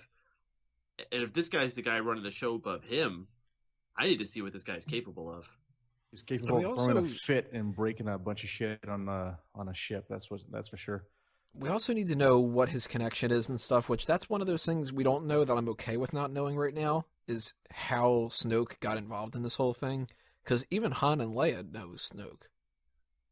So it's not like they've never met before or something, you know what I mean? Like, I hate the name, by the way, Supreme Leader Snoke. Supreme Leader is kind of cool. Snoke, all right. Like, Snoke. yeah, the names in general. Snooki. Kylo Ren is a dumb name. Poe Dameron is a dumb name. Captain Phasma is a dumb name. They're all dumb. Boba like, Fett's a dumb name. Yeah, I don't like that name either. I was disappointed we didn't see a Boba Fett. I don't think he's dead. A Boba Fett? A Boba Fett. Any of them. None of the Boba Give it Fetts. time. I hope so. Yeah, possibility. I think it's more for like a book that they're gonna do or something. But we've got I just want to go right into the comparisons again. General Hux, he's just Tarkin. Mm-hmm. No. There's a big difference between him and Tarkin. I'll tell you what it is. This one's got He more freaking- energy. He sassed Kylo Ren like right at the beginning of the movie. I was like, what? Like Kylo Ren showed all these impressive powers, and then like 10 minutes later, this guy's just like telling him what's what and what's going to be happening, and he's just like his little bitch. Well, Tarkin's the one who told Vader to stop choking the guy in A New Hope. Yeah. I think he was more giving him like advice. Like I think Vader could have done whatever the heck he wanted, but this guy was like, Vader, come on, dude. And he trusted what this guy was saying, so he was like, oh, you're right. Okay, I'll chill. Well, This guy was like giving him boss. Kylo Ren isn't a fully developed Vader, so I think this is the early stages. You know, he wants to get to that level. So I don't think he's quite, I don't want to say confident enough, but he's not fully developed enough to be able to just, you know, like Vader would, just snap on him. Well, I think the problem is that they haven't really established what this hierarchy they have is. Okay, so Snoke is at the top, but then you got these two guys. Who's 2 and who's 3? If it's even these guys, are there people in between? I'm guessing. Yeah, because all they said was that Kylo Ren's the master of the Knights Yeah. of Ren, which I don't like that name either, too. The Knights of Ren. Ugh. It sounds pretentious, but I mean, I think that's what the character still is. Like, in a way, like think of him as Anakin Skywalker. Like he's this young hotshot who thinks he's awesome and he can do whatever he wants, but it's not the case. In fact, when Rey, makes her escape, he's like, guards, and then he just starts breaking shit, throwing a fit. Like, it was actually kind of funny. It was. No, a in a lot of good people way. laughed at that. Yeah, Yeah. where they in a just good turn way. around, they're just like, "Oh fuck this." Mhm. I like that moment. Yeah, it was awesome. So I mean, you see, so the character it definitely, when you see him trying to get his lightsaber back using the Force because it's far away, it's kind of hesitating. It's just kind of shaking in the snow, and it finally makes its way. But he couldn't pull it off. Were any So of you let's- guys surprised at that moment when you saw him try to grab the lightsaber and it went to Rey? As soon as it didn't immediately go to Kylo Ren's hand, I was like, oh, it's going to go to Rey. I wasn't too surprised, but at the same time, I was thinking that maybe that there was a possibility that Luke would pop up. That he would have been stopping it. You know Yeah, what I I'm mean? glad that didn't happen because that would have been kind of lame. But I was expecting it to happen. It would have been convenient, but yeah. Yeah, Well, I'm glad it went with A little Rey too. instead. Yeah. But let's talk Kylo Ren. I'm not 100% sold on him yet. Everybody seems to love him, and I do like the character, but I need to reserve my judgment based off of where they're going to go in the future. Like I said before, I don't want another trilogy where a masked Skywalker turns from the dark to the light. So if this whole story is just going to build up to him killing Snoke, I've seen it before, do something different. But I do like that they are doing some different things. Like he's, smacking himself because he wants to get rid of the pain temporarily to be able to fight. Like he seems like a messed up kid. So that's kind of interesting. And the idea of him being Ben Solo, a little bit weird, but at the same time, I'm glad they went with it. I loved the idea that there was the Ben Skywalker. And the fact that we didn't get that in this made me a little bit disappointed. So the fact that they went with the Ben name, I was like, all right, that's kind of cool. I like that a little bit. But at the same time, I laughed when Han Solo was just like, Ben! It's like, So obviously it's in tribute to Obi-Wan Kenobi, but why wouldn't they call him Obi-Wan then? Because Ben was the name that he chose when he was hiding out, right? That was like his secret name. I think that's probably why. Okay. Because Luke knew him more as Ben. Then Yeah. again, of course, he's not Luke's Yeah, kid. and but he won't draw too much attention. Who knows? Yeah, okay. Obi-Wan, plus, after Ben all. Solo is a little bit easier than Obi-Wan Solo. Like, they probably, when they were thinking about doing this movie, they were like, well, let's go with the Ben name because it's like, kids can remember it easier, and it's easier to spell, and you know. Although it's kind of weird that it's like Ben, Kylo Ren. I thought Rey. Ren and Rey. The similarity there I thought was weird. Yeah, that's one of my issues. Is I think that the people naming things in this movie were a little bit weird, which are mostly J.J. Abrams apparently. Like he named Poe Dameron after his assistant and his little kid's stuffed bear. Phasma, I think, was just like he watched like some old there's a 1940s thing or something. Yeah, which by the way he's reworking. I don't know. He has the original print and he's going to re-release it next year. Phantasm it's called. Yeah, that's one thing that is talking about the character names. It's like it reminded me of like in Lord of the Rings, you have Sauron and Saruman. It's like that bugged me. Little too similar. Come on, there's a whole universe of names. Pick a different name. Mm-hmm. Then what do you guys think we're gonna get with Kylo Ren in the future? Do you want him to turn to the light side again because he's been struggling with the light kind of a thing, or do you want him to just get, he's full on dark side? As long as it makes sense, I'd be okay with either. If he does eventually turn to the light side, or if he just continues on his path on the dark side, I'm okay with either, as long as the story there makes sense. Now, to me, I know, Tony, you were saying you weren't so hot on Kylo Ren. I think he was probably the most intriguing character of the movie. I want to know more about his story. I identified, well, I don't want to say I identified most, but I was most, I guess, intrigued, like I already said, by him. That's the one that I want to learn more about. Paden, what do you think? What do you want the future to be? I want him to die. Because he killed Han Solo? Well, that's a big part of it, but also because he's just a whiny, emo little bitch. I cannot stand. He's just like throwing little whiny fits all the time and crying about this, that, and the other thing. Well, he's got a lot of Vader in him, and that's what he did in the prequels. Oh my god, and that stupid mask he puts on. First off, why does he need the mask? Mm-hmm. Like, well, there's no way. Like Darth Vader to be like Grandpa. Darth Vader had the mask because he needed it to cover his respiratory system. This guy has no need for it. His voice sounds freaking stupid. God, I hated this character so much, and not like a good kind of hate. I was just like, this disappointed me because we were talking before about how characters might seem cool, how we see them before the release, and Kylo Ren looked freaking badass. And he had a few moments that were really awesome. I mean, that opening scene actually set him up really well, where I thought he was cool. But then he stops the blaster bolt. Yeah, that was fucking crazy. But then not too long after, like, first off, there's that one other guy who you mentioned before, I don't remember his name, but it completely demasculates him, emasculates him by talking down to him and telling him what's what. And then he takes off his helmet and he's crying and like... Max von Sydow's character, you mean? No, I think he's talking about Hux. Maybe. The old guy at the beginning? Who were you talking about? The one that emasculates him? The guy that he was in a power struggle with, basically. Oh, that's Hux. Yeah. Yeah, I don't know. Even the whole scene with Han when he's like, I need you to help me. And when he dropped the helmet... That was kind of fucking weird. Did you see how heavy the helmet was? Yeah, when he slammed it down, it was like, BAM! And it's like, dude, your neck must be killing you. Yeah, right. When he first took off his helmet, I was like, oh my god, it's Marilyn Manson. A young Marilyn Manson, but I swear to God, looked really similar. A lot of people are saying, like, how did Han and Leia have a kid that looks like that? Adam Driver's not the most handsomest guy in the world. But he looks better here than he does in, like, his interviews. But I think his look, Paden, I'm going to completely disagree. I think his look is totally offbeat. His attitude's offbeat. Okay, yeah, sure. We've seen Anakin Skywalker kind of like that, but I think that's the kind of weird wild card that we needed in the movie. Now, Mike, you were saying, why is he even wearing the helmet? Well, as soon as he took off the helmet and you saw his face and you heard his real voice, he was a lot less intimidating all of a sudden.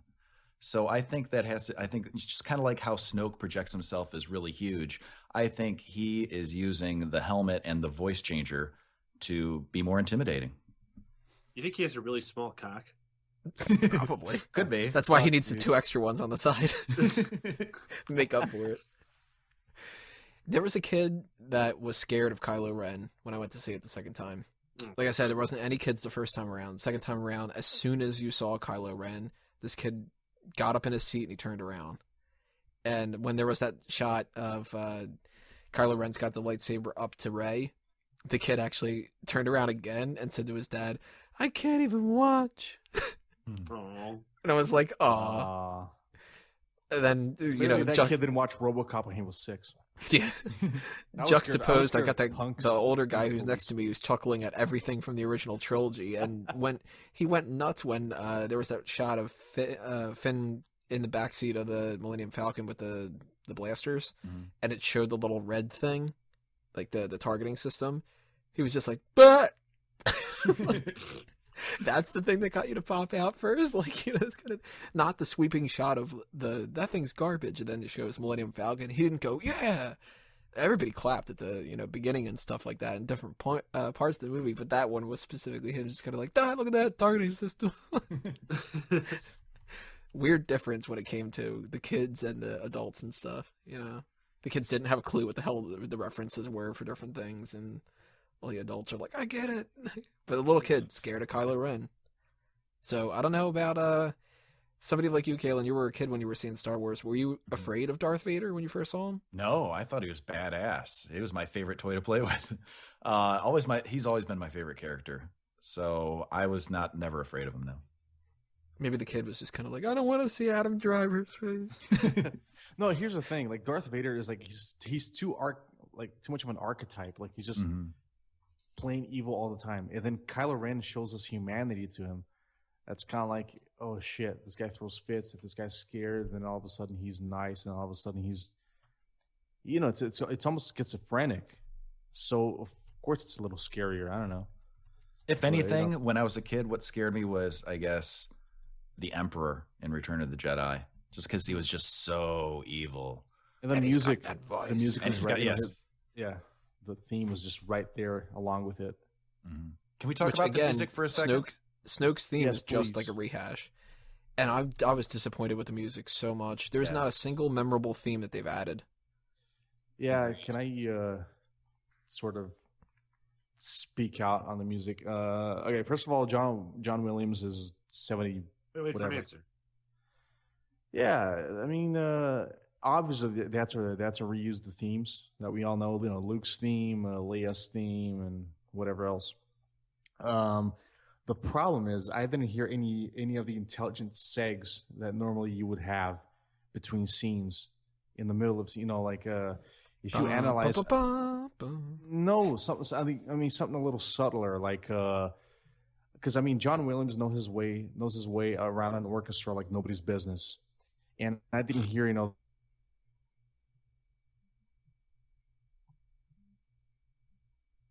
we lose Eddie here. Subtle flutes to come on. Oh, we just lost you for a second there. What about the flutes? Nothing fits together. There's no, that's what I'm saying. There's no, little inter. What?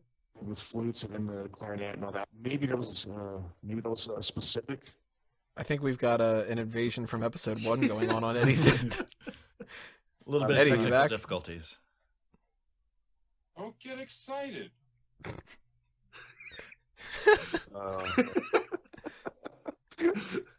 Concentrate, Eddie. Trust your feelings.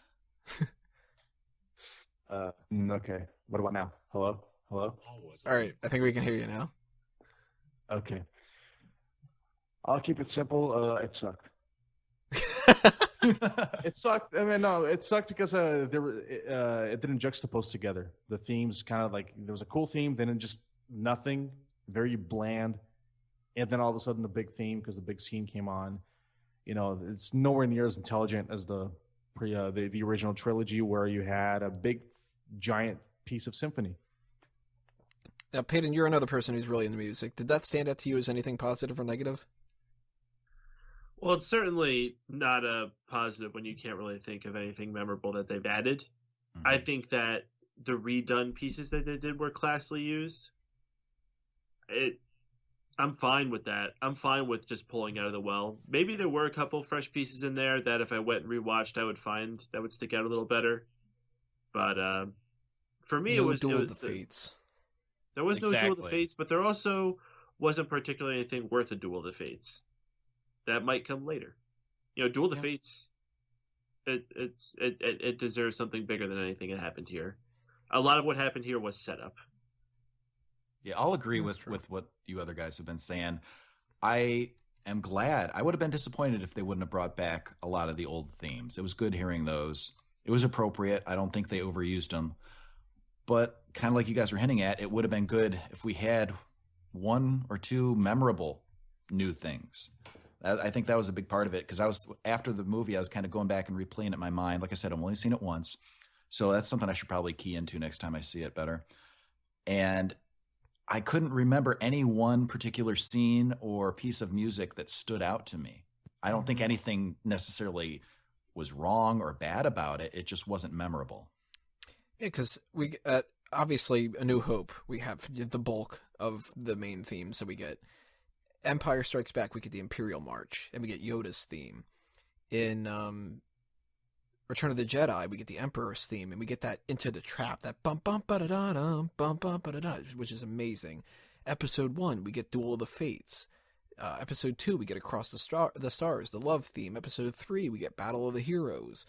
This was like race theme. I can't even remember how it goes, and it seemed like just like this fluttery little Lord of the Rings type of thing more than it did a Star Wars thing. And it was just like, I don't remember any of it. And we didn't get like a real strong Poe theme. We didn't get a real strong Finn theme.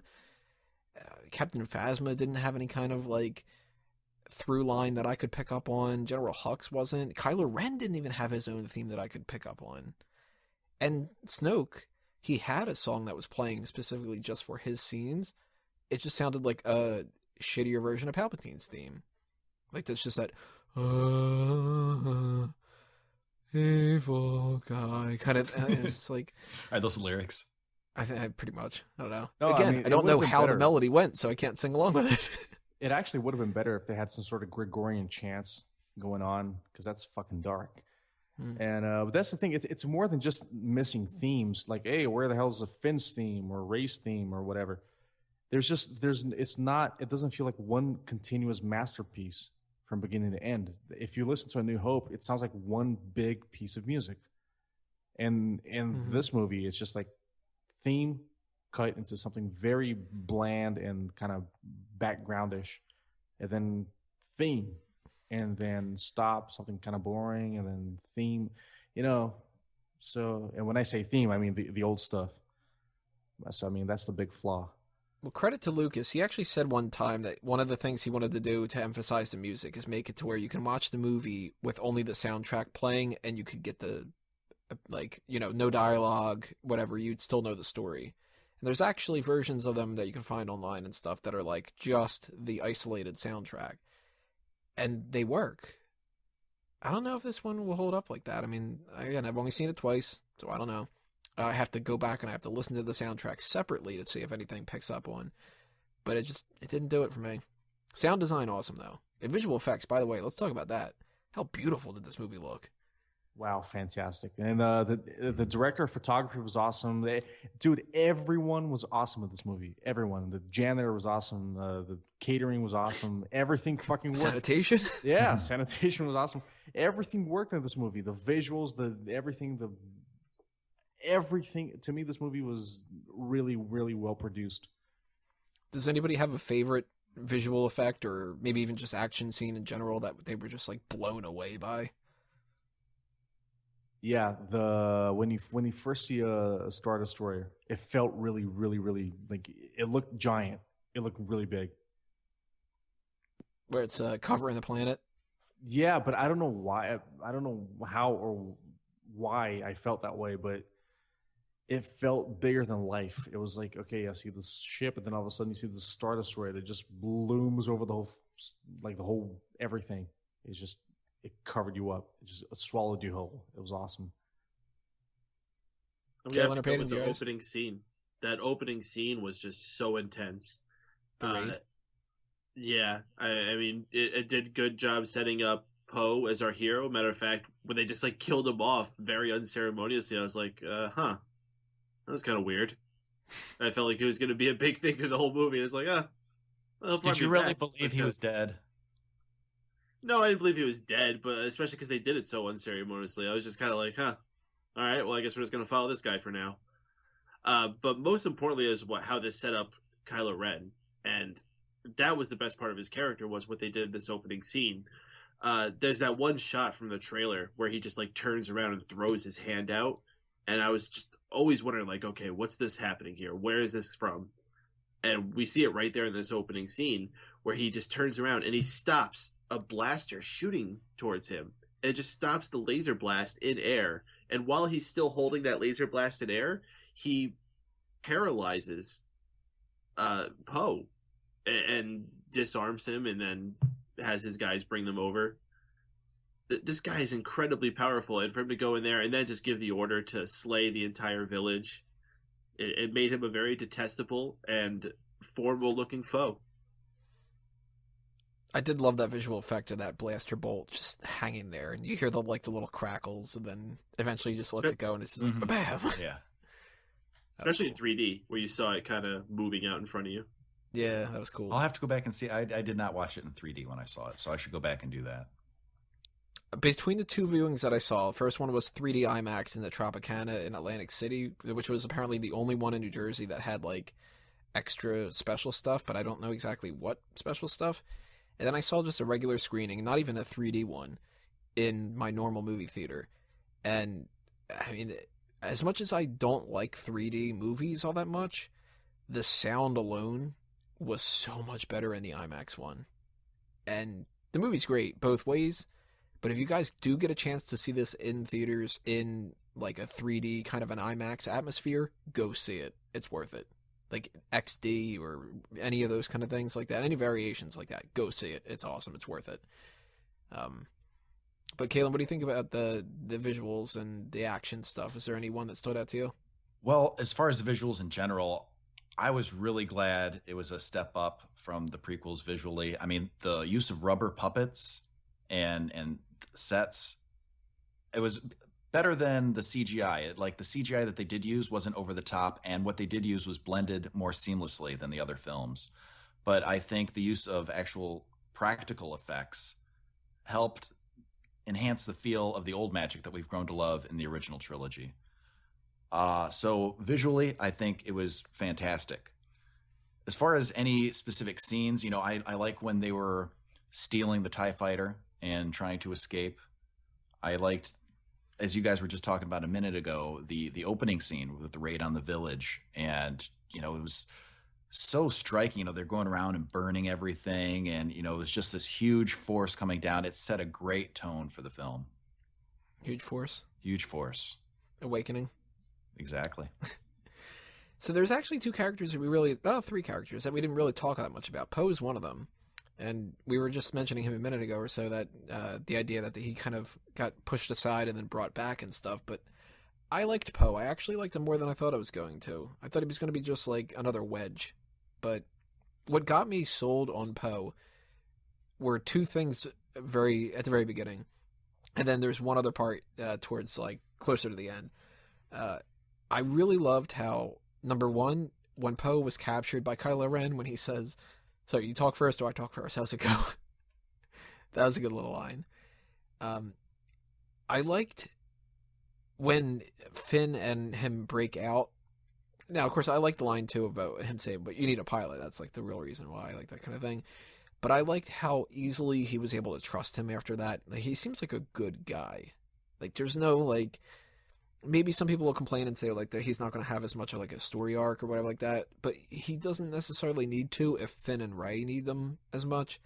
Poe is just a good dude. He's "You're breaking me out or whatever," and he says, "What's your name?"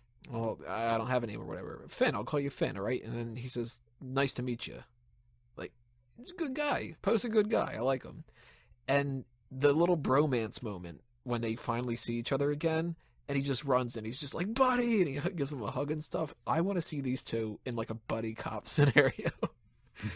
Now that Rey's off by herself, I'm totally down with Poe and Finn having that separate journey like an Empire, where Luke is off with Yoda, Han and Leia and everybody are off doing their thing. I want Finn and Poe doing like, rush hour moment kind of thing. What did you guys think about Poe? Is he cool? Does he suck?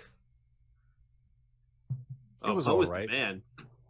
Poe was the closest thing we got to, besides Han Solo, our fresh Han Solo character, where it was just this badass, fun-loving guy who was really skilled and a major part of the attack team for the Resistance. So he was a fun Best damn character to pilot. have. Yeah, I agree. I liked him a lot. It was, as you were hinting at before, like a mix between Wedge Antilles and Han Solo. It was good. He brought a good energy to the film. And like you said, I am also interested in seeing how the development of the relationship between Finn and Poe develops. The relationship, like the love story. Yes. Well, I want to see if he ever gets his jacket back. Yeah, he said keep it. Okay. He was like, nah, it suits you. Looks good on you. You look fantastic. Eddie, do you like Poe?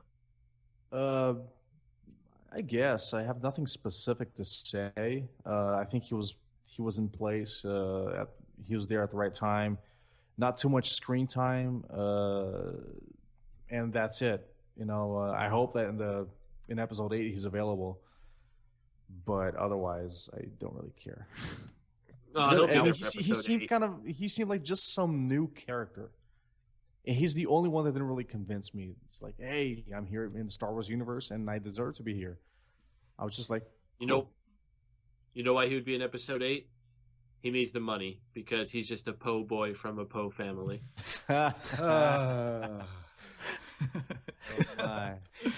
So here's a question. Before we move on, though, can I bring up one point, please? We were talking about Poe Dameron, and he's in the very beginning talking to the Max von Sydow character.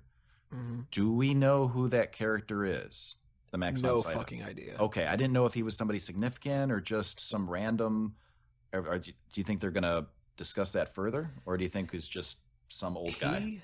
Because he's a big name actor. I mean, yeah, that's what's weird about that. Like, I thought that he was going to be maybe like an old Boba Fett or, I don't know, anybody that we would have recognized. Apparently he's Lor San Tekka. But he makes me worried about the thing I mentioned earlier, where they're going to try to establish things in the books. Like, we didn't know how Maz Kanata got the lightsaber either.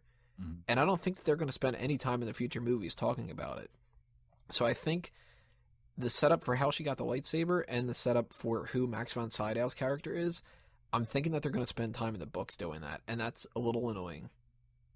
Like, he brings it up as he's known the family for a long time. He knows not even just the family, like to be in the Republic. He knows about Snoke and turning to the dark side and everything. If he knows who Ben Solo was and he is now, and he's Kylo Ren and everything like that, he needs to be a big character. And they killed him off already, so there's no future, like, we'll establish us more in episode 9 or anything like that. Like, that sort of took me by surprise. Hopefully they don't waste it. I don't know. But does anybody know any information about him? I don't think so, but... no, just a lot of question marks. Well, that brings up a question, though, that I have about Poe and kind of the bromance thing and kind of Rey in here. Again, they hinted at it, but they didn't confirm anything. Is Rey and Finn the love story, or are they just going to be, like, real close? Because one of my favorite lines in the whole movie was the whole, you got a family, you got a boyfriend, you got a cute boyfriend. yeah. Love that. But do you guys want to see Rey and Finn get together, or would you rather see maybe Rey and Poe get together? Because they didn't interact with each other. Or do you want just brand new people? I wouldn't be concerned about any relationship stuff at this point. Whatever happens, I'm sure I trust the writers to do the right thing. Is J.J. Abrams going to be doing the next one? He's an executive producer. Okay, well, I'm sure he's going to be involved with the writing because I think the script was really good. Let me just get this out of the way. The script and the dialogue way better than episodes 1, 2, 3. Yeah, well, the jokes were actually funny. Yeah, exactly. It wasn't like slapstick stupid. It was like, again, the best one was we just use the Force. That's not how the Force works. That just cracked me up for some reason. You leaning one way or another when it comes to the love stuff, Paden? Do you want Rey and Finn? Do you want Rey and Poe? Do you want some new character with anybody? I really just think Rey is still dealing with some abandonment issues, and she's not ready for a committed relationship. So I think it's better if he just stays a friend, you know? So she doesn't want to ruin that relationship, right? No, yeah. Finn's like a brother to her. Beautiful. Yeah, just like a brother. Not in the racist way though. not a brother. Yeah. All right, They're just gonna hook up with Poe. We established right now that this is what has to happen in episode 8. They need to have this conversation, and they need to have that brother line, and that's where Lando comes in. And he just goes like, "What the fuck, man? You got to teach her how to be smooth, son." Like a smooth Colt 45. Yeah. Works every time. A smooth blaster 45. So you brought up a couple of suggestions as far as the love story. Why not Rey and Chewie? Come on, are you speciesist? Chewie is already going to bang that nurse. Oh yeah, that's right.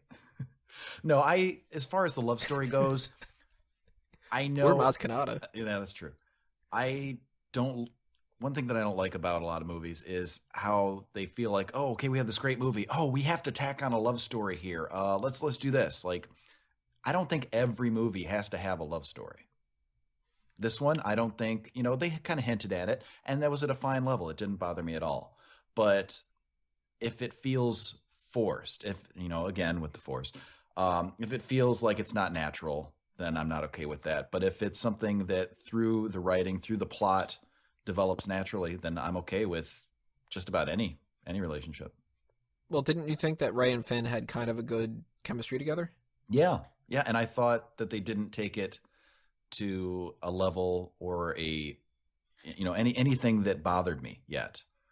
He wasn't like, I got to go save her because I love her. Yeah, if they would have done that was like her. Too soon. Yeah, it was, like in some of the prequels, I thought it was a little kind of too quick how Anakin was just obsessed with Padme. And there's terrible lines, you're so beautiful because I love you, or whatever. Are you an angel? Are you an angel? Thank God Finn doesn't say that. She's like, are you with the Resistance? And he's like, I don't know. Are you an angel? Yeah, the dialogue in this one was definitely much closer to the original trilogy than the prequels were. So let me talk about my absolute worst, least favorite thing about this whole movie. This is the one character we haven't mentioned yet, really. How pointless was Captain Phasma? Yeah, that was another one. It's supposed to be a big badass character. You see it on all the posters, and she was in all the interviews and everything, and then they're making her out to be like the biggest badass on the stormtrooper side. Yeah. Oh, she's somebody who you can feel her presence all around, and she's gonna be this great heroine for females in the future and stuff. She doesn't do a goddamn thing other than exactly what they tell her to do with a gun to her head. Like, she shuts down the shield. She doesn't put up a fight. Like, at the opening scene, why couldn't we have seen her wipe out a whole bunch of people? We were like, oh shit, no wonder she's the captain. She is just beasting these people. She barks a couple orders, and then she gets thrown down a trash compactor. Like, that's it? Now, I know that they've already confirmed that she's going to be in episode 8, and I'm assuming that that's going to be a big factor in Finn's story. Like, she's going to be hunting down Finn, something along those lines. But what a disappointment. I am a huge fan of Gwendoline Christie, the actress who played her.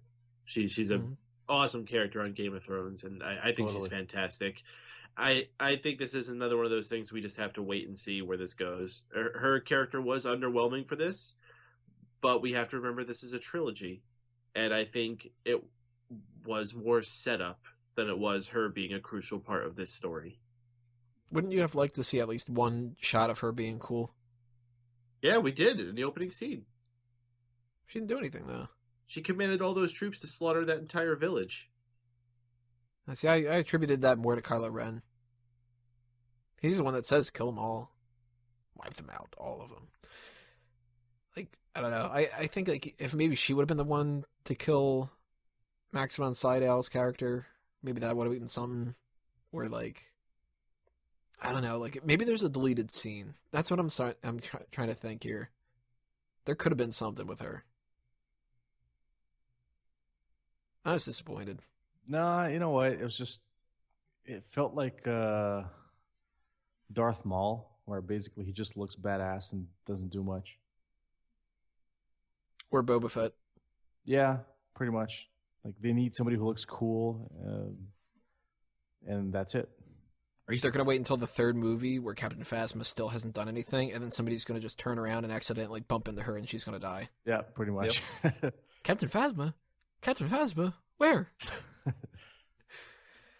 So let's wrap this up a little bit because we've talked quite a bit about this movie, almost as much as the runtime for the movie itself, actually. This is pretty funny.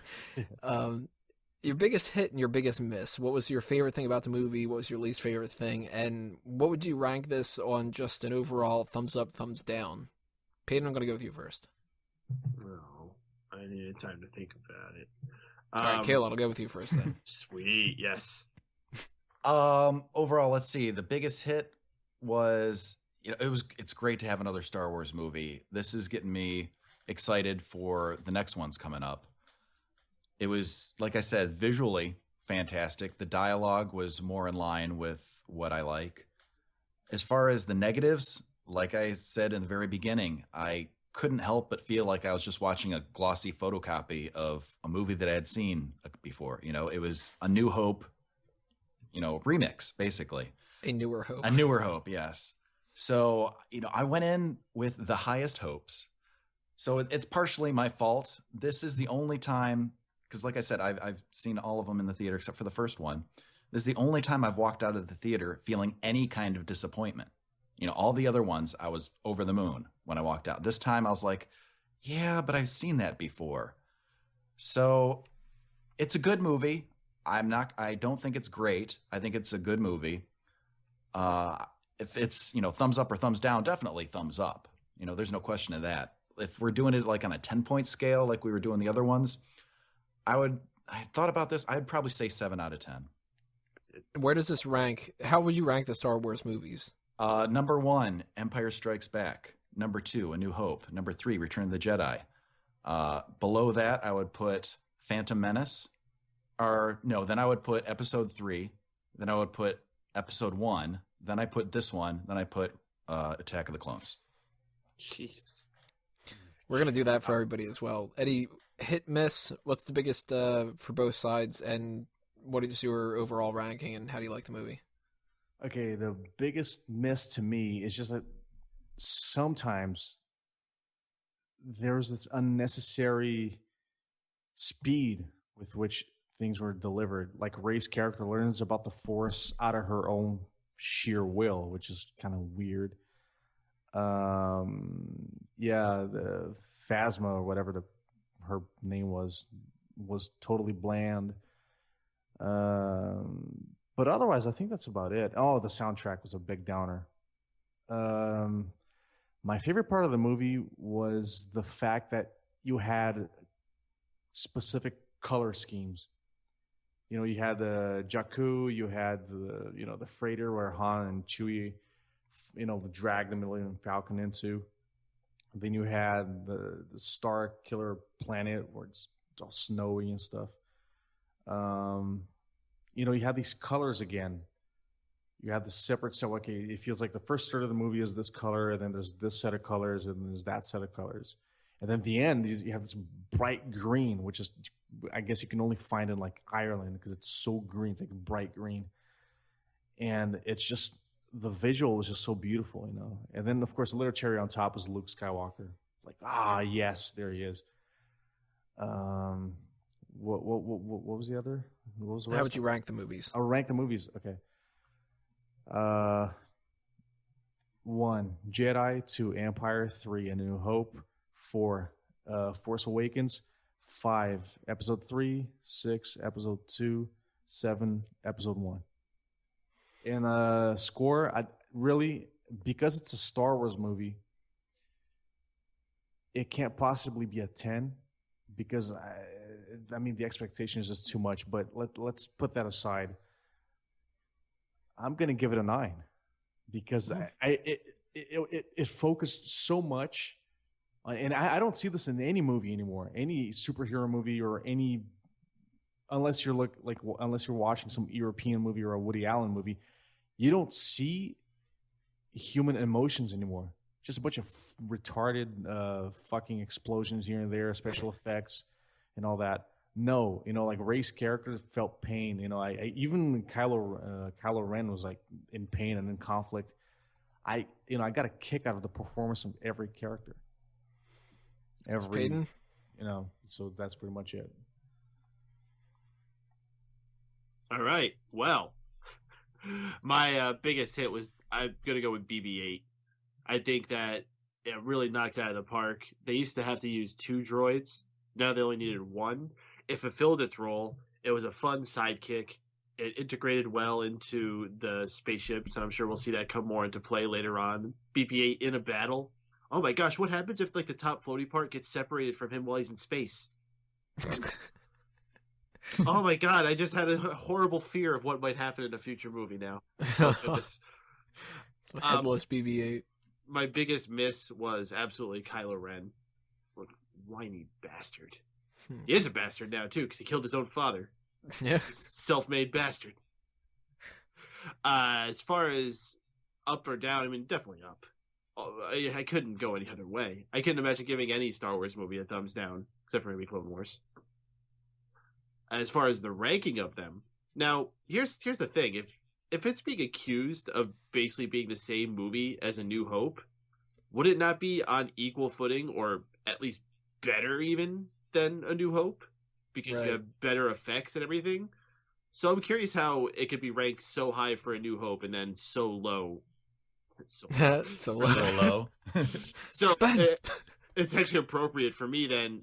Empire Strikes Back is number 1. That's the perfect Star Wars movie. That they got everything in there.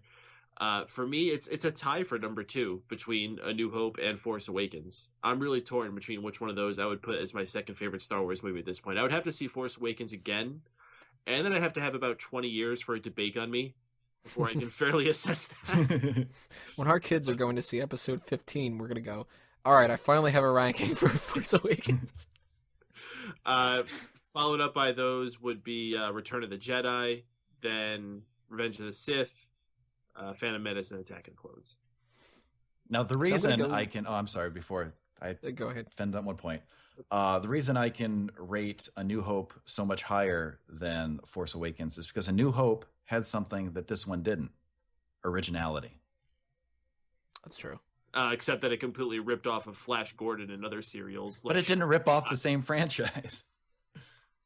Yeah, it ripped off somebody else's. It's worse. You're stealing somebody else's idea. So I'm going to go a very similar kind of arrangement. I'm going to go Empire number 1, A New Hope number 2, Force Awakens number 3, because it's still, like, I agree with what Paden said. I'm going to need more time to see how this ages, and I can review A New Hope in relation to episode 3 and episode 4 more than I can review Force Awakens right now in relation to Return of the Jedi and whatever comes next. So that's going to be a big, big factor here. Like, if episode 8 goes by and the problems that we have in this movie aren't addressed, then I'm going to be worried more about some of the problems. Like, I'm going to look past a little bit of Kasdan Phasma, hoping that in episode 8 she's a big player and a good one too. If she's a bad one, then I'm going to be really pissed. But if we go by episode 8 and episode 9 or whatever, the story ends and she just sucked, then I'm going to be like, well, what the hell did you market this for? That's a bad marketing decision and a bad character and so on and so forth. So I don't know. I can't go higher than A New Hope yet. There's a possibility. I can, though, say that ranks number 3. So it's either going to be number 3 or it'll tie for number 2. And then I go into a tie between Revenge of the Sith and Return of the Jedi, because I think the last half of Return of the Jedi is amazing, other than the Ewoks.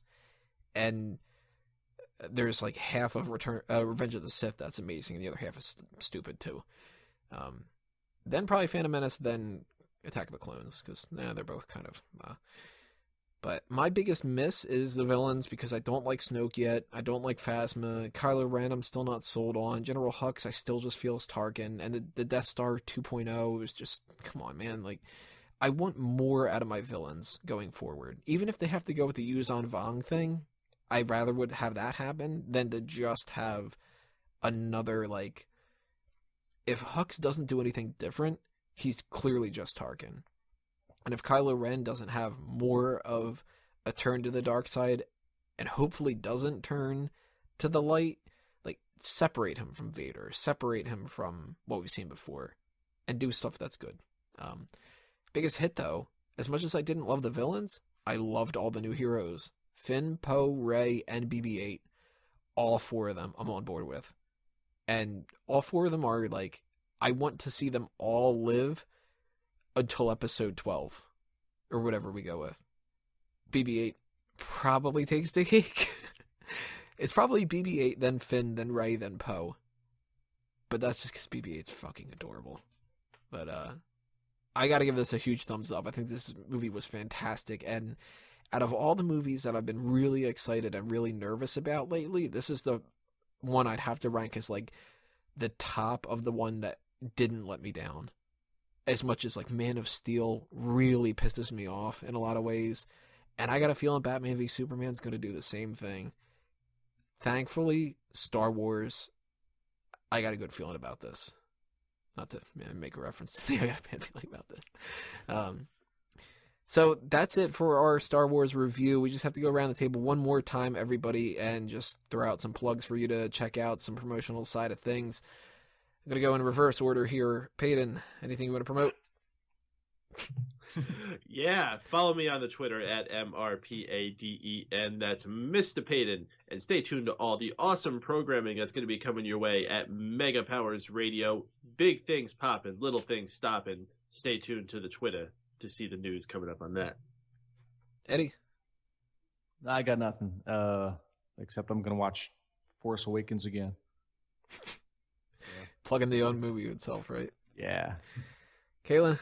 Well, first of all, thanks for having me here on the Tony panel. I appreciate it. If you would like to follow me on the Twitter, you can find me at Calen Ferris. That's CalenFerris. Thank you. Your power's a weak old man. He is the oldest. See what you did there. So from my side of things, obviously check out A Mango Tree and Tony Mango related stuff all over the place, but make sure you bookmark fanboysanonymous.com for everything else that's coming your way. And if you want more information about Star Wars, go back and check out the articles we posted already and the ones coming up in the future, because we're going to have things like Wed, Bed, or Dead. You got to marry, fuck, kill between Padme, Leia, and Rey. Kind of a hard choice. And some other things about maybe the unanswered questions we had going forward. If we have any more information about episode 8 going forward too, we're going to post that there as well. And then we got typical stuff, the For Real Movie Club podcasts and more review points. And just, in general, if you enjoyed this movie review, keep checking out our YouTube channel. Hit us with that subscribe button on all that other kind of stuff. And if you're interested in the pro wrestling side of things of A Mango Tree, go to smarkoutmoment.com. You'll find everything there. But that does us in for this review point. On behalf of all the panelists, as well as the fanboys and fangirls that couldn't be here tonight, thank you all for listening and shooting the breeze with us. We hope you had fun, and we want to make sure that you tell us what you think were the hits and the misses. So leave those comments below, hit that subscribe button, as I said, give us a thumbs up, and stay tuned for everything else coming your way from fanboysanonymous.com. This has been Review Point episode 23. I'm Tony Mango, and I'm a fanboy. See you next time, everybody. Geeks out. May the Force be with you.